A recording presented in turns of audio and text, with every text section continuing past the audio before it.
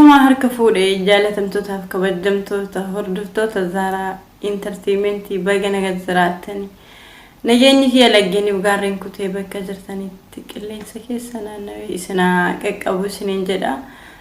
Nagattaan sun guyyaa 4-5 akkas isinirraa badee jira. Wantoota haaraas maxxansaan jiru waanis mul'ataan jiru. Sababa badeef maaliif akka badee isinii himuu hin danda'u garuu naga qaba. Har'ammoo gaafiif deebii hiriyaati yaa wajjin goona nu hordoftanii gaafiif deebii nuti wajjin taasifnu maal akka wal gaafannus waan isheen deebiinaa deebistus walumaan hordofna. Okay, caaltu abbaa manaa kenkee moo haadhaaf abbaa kenkee irra jaallata? Abbaa manaa kenkeetu si caala moo haadhaaf abbaa kenkee irra jaallata? Fakkeenyaaf jara sadiin keessaa haadhaaf abbaa illee namni nama irra jaallatu qaba. Akkasuma abbaaf haadha kenkee irra jaallata moo abbaa manaa kenkee yookiin kaadhimaa kenkee irra jaallata? Abba manaa keefi haadha keefi abbaa kee kamirra jaallata? Gaafiin tun baay'ee ulfaattuudha Zaara. Garuu an abbaa manaa kiyyas nan jaalladha, haadha kiyyas nan jaalladha, abbaa kiyyas nan jaalladha. Isaanis na guddisa waan ta'eef abbaa manaa kiyyallee booddee wajjin jiraadha waan ta'eef isaan sadiinuu wal qixa jaalladha jechuudha, wal naan taranii. Inni sunis abbaa manaa kooti faamiliin kiyya immoo waan irraa dhaladheef isaanis nan jaalladha. Hundaa waliin dabarfadhu, wal qixa isaan jaalladha.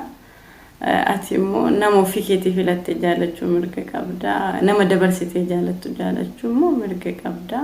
Namni biraas yaada biraa waan dhuunfaa nama dhuunfaa jaallachuu filee keessaa tokkocha kanatu naa tara jedhee jaallachuu mirga qaba. Gaafi biraa yoo qabaatte itti fuufi. Isaan sadiinuu wal qixaa jechuudha. Akkamitti isaan sadii wal qixa ta'a? Tokko filadhu gaa.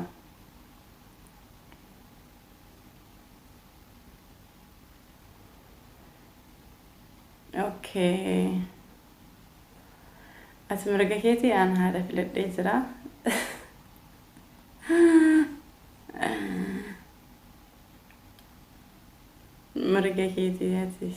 Mirga keetii wanta sitti ta'e filachuu dandeessa. Ani garuu akkuma ati jette san ati sadiin erga jaallatte ani immoo haadha jaalladhee jira jechuun. Mana jaalalaa keessaa gaafannee xumurra waan ta'eef yeroo baay'ee jaalala keessatti kan kijibu dhiira moo shamara? Keessatti kan kijibu yaa namni jaalala dhugaa waliin jiraatu waliin sobu abdii waliif godhee jiraata. Gaafiin kunniin gaafii mana jaalalaa keessatti gaafatamu keessaa waan cimaa. Jaalala keessatti dhiirris ka sobu jirti, shamarris ka sobu jira. Isaan gamanattuu hin murtaa waan ta'eef jarri lamaanuu kan dhiiraas kan shamaraas jechuudha. Hundumtuu wal qixa kijibanii jedhani akka yaada kiyyaatitti. Maaliif jennaan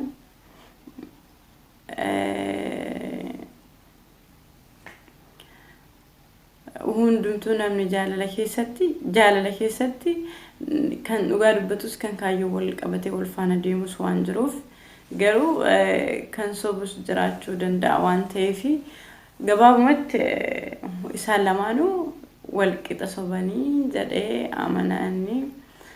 Gaafii keenya har'aa asitti godhamna waan asirratti gaafiif deebiina wajjin gooteef galatoomii siin jechuu barbaadeeti adde Zara gaafii haasofnee fi waa wal gaafanne gaafii deebii kana keessatti wanti dogongorree yoo jiraate hordoftoota Zara Entertainment akka nu sirreessitanii fi yaada keessan viidiyoo kana yoo jaalattan viidiyoo biraa itti fuufnee isinii hojjanna turtiin keessan wajjin haa ta'u isiniin jenna.